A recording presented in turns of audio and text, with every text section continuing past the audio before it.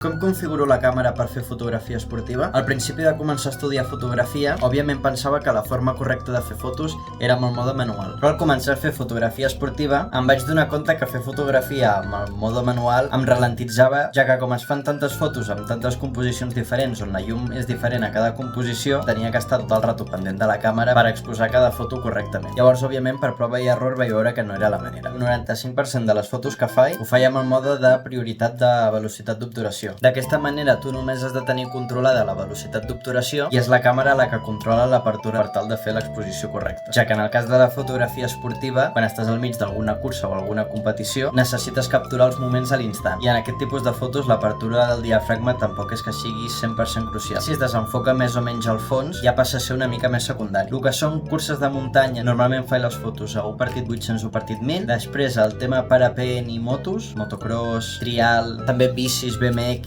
ral·lis, això ho faig amb 1:1000 i després l'altre dia que vaig anar a un circuit, allà sí que vaig estar fent les fotos a 1:2000. En quins casos faig servir el mode manual de la càmera? En els casos que puc repetir una foto, el tema dels trofeus, a l'hora de les inscripcions, o a vegades que hi ha stickers o hi ha regalets. Allà normalment faig les fotos en manual i al final és bàsicament perquè tens 30 segons per testejar amb la càmera per fer la foto. I són fotos on m'apropo molt al que m'interessa fotografiar, necessito tancar una mica més l'objectiu perquè la part enfocada de la fotografia sigui més gran. Perquè si hi ha poca llum i deixes a la càmera decidir, no obre l'objectiu més del que toca i llavors sortien imatges que al final havia de descartar.